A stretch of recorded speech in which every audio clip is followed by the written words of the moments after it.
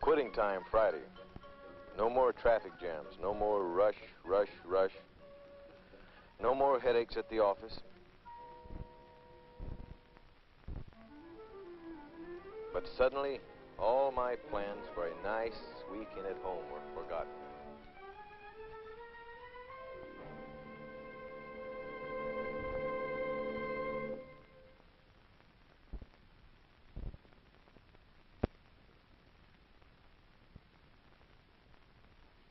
Hey, what you got, Bill? Wouldn't you know? Pete Granger. What a laugh he was having. Good afternoon, Mr. Duncan.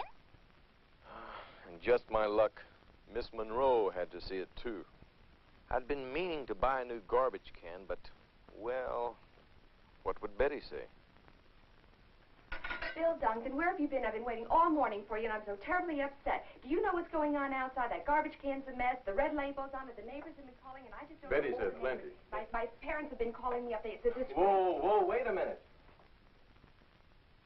There's someone downtown I know can take care of this.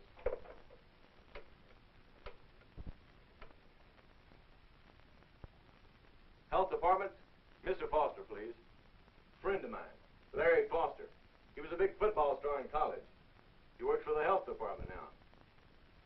Larry? Bill Duncan. Say, fella, what goes on here? Some of your people have been nosing around my yard. Yes, Bill. Yes, I know. Well, we've got the report right here, ready for filing.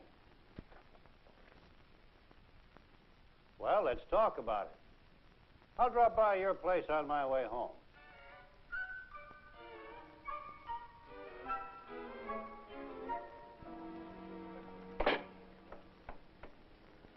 It's just a reminder that improperly stored garbage provides food for rats, flies, and other disease-carrying insects. While Larry talked, my son Stevie and the Granger boy stood around bug-eyed with hero worship. Well, Larry coached the kids in the neighborhood in their football league. It was as if Johnny Unitas had come to our block. Well, thanks for the advice, Larry. Bill, why, Mr. Foster's here. Why don't you show him the yard? Our yard was Betty's pride and joy. No visitor to our home could escape without first taking the grand tour. Look here. Any container holding water can produce mosquitoes, including Aedes aegypti, which carries the germs of dengue and yellow fever from man to man. In fact, these look like the larvae right now. We've already identified some in this neighborhood. Betty, I guess, was having some second thoughts about our invitation. Especially when Larry spotted some breadcrumbs Betty had put out for the birds. If there are any hungry rats around, now watch out. I saw one yesterday. Frankie Granger. Honest, Miss Duncan. You're making that up. Rodents don't recognize boundaries, Mrs. Duncan. They'll invade any neighborhood. Larry went on to tell us a lot more about the biology and habits of rats, flies, mosquitoes, and other threats to public health when suddenly I noticed the two boys taking off as though shot out of a cannon. But on one thing, Betty and I were agreed. If anyone in the neighborhood was helping to breed these pests, it must be the neighbors.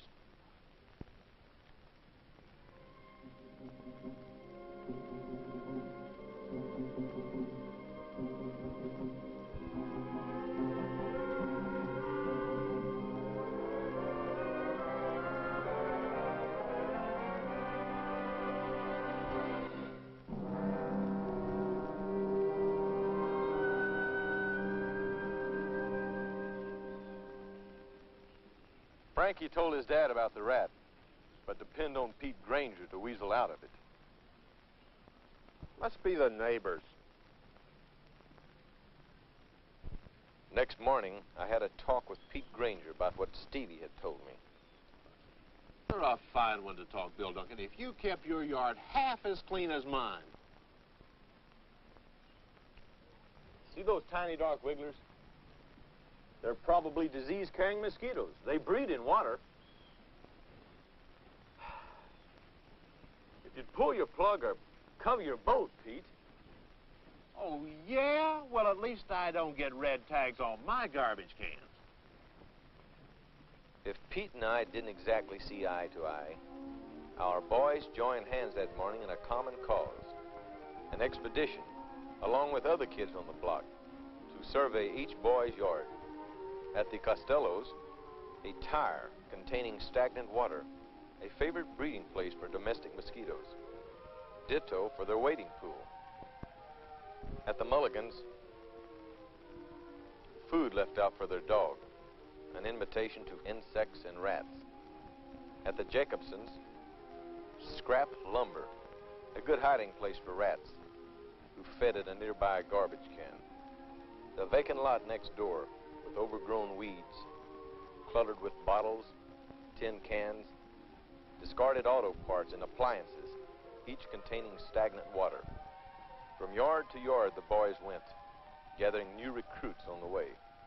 At the Morrisons, their septic tank had overflowed, now a breeding place for the Culex mosquito that carries the germs of encephalitis or sleeping sickness.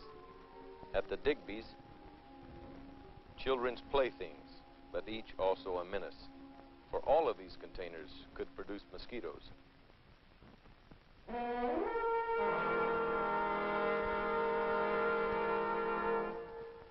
But when each boy confronted his parent, the answer was about the same. It must be the neighbors, son. Oh, darling, it isn't us. It's the neighbors. However, there was one yard in which the boys couldn't get. Miss Monroe's next door. Okay, boys, take 10. That Saturday afternoon, I saw Larry Foster doing football practice. I asked him what the city was doing to keep our neighborhood clean. The city provides ordinances and regulations for the guidance of the individual household, Bill. At the health department, we put out information for TV, radio, and the newspapers. We also make periodic inspections of the premises. Then, of course, the city collects your garbage twice a week, your rubbish once a week, and disposes of it by sanitary methods. Now, if it weren't for that service, any modern city would soon become a shambles. But the job of keeping your property free from health hazards is mainly yours, Bill. Now, the good citizen recognizes that fact and does all that he can to safeguard the health of his family and the whole neighborhood. As Larry went on to paint a grim picture of the various serious diseases carried from man to man by pests such as mosquitoes, rats, and flies, he had a spellbound audience.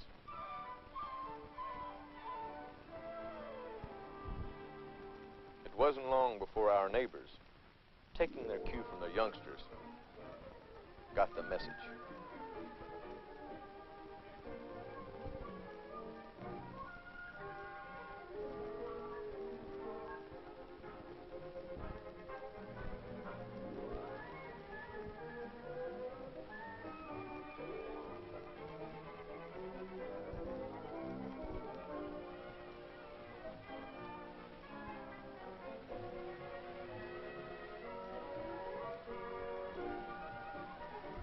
Throughout our neighborhood, there was a general cleanup and improvement campaign.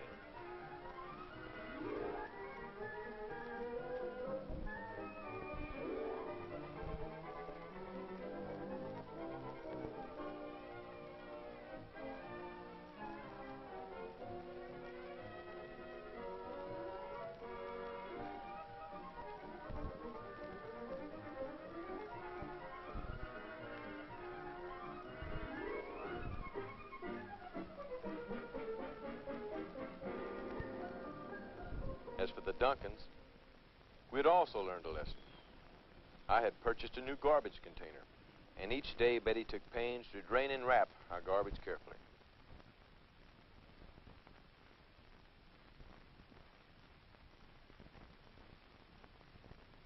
Before putting it into the container that sat on a new cart I had purchased.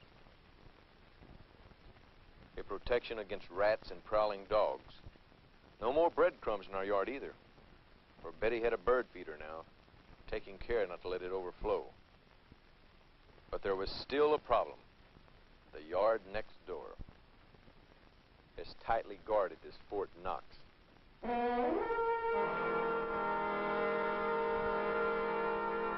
With all sorts of water-holding containers.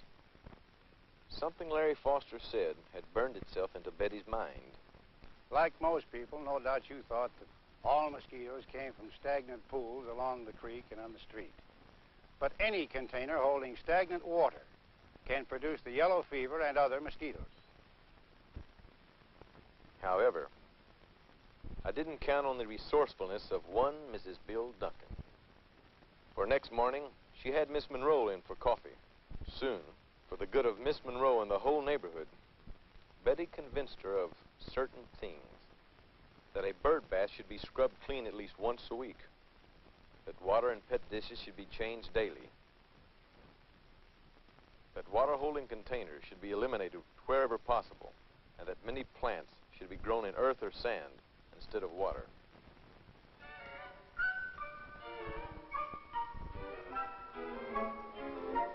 Miss Monroe's yard, our own yard. 2 down and 1 to go. Hi, Bill. Pete Granger, a hard nut to crack. However, when the Grangers invited us over to a weenie roast that Sunday afternoon, I found that Pete had also seen the light. Got some, dear? Do a good job, son, and careful about those food scraps. Well, congratulations, Pete. I see you've learned your lesson. See here, Bill Duncan, if you kept your yard half as clean as I keep mine... And that goes double for you, Mr. Granger.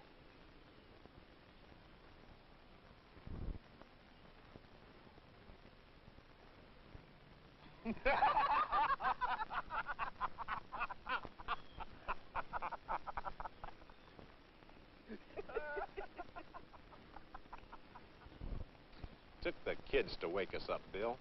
It's time we quit passing the buck. Keeping this neighborhood clean is up to all the folks on this block. Each and every one of us. What about your own?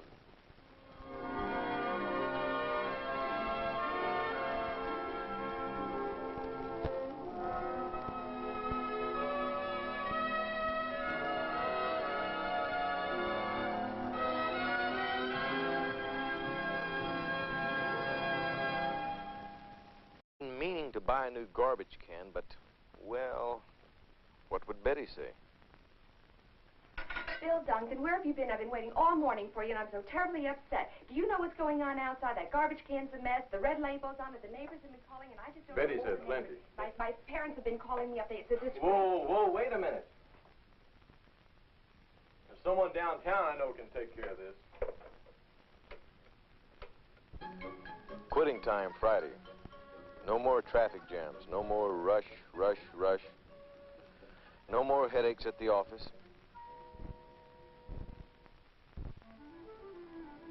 But suddenly, all my plans for a nice weekend at home were forgotten.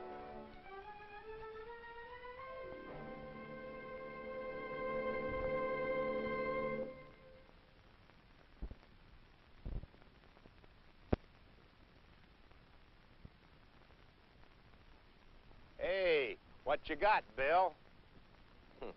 Wouldn't you know? Pete Granger. What a laugh he was having. Good afternoon, Mr. Duncan. And just my luck, Miss Monroe had to see it, too.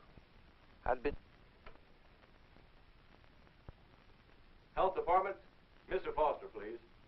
Friend of mine, Larry Foster. He was a big football star in college. He works for the Health Department now. Larry, Bill Duncan. Say, fella, what goes on here? Some of your people have been nosing around my yard. Yes, Bill. Yes, I know.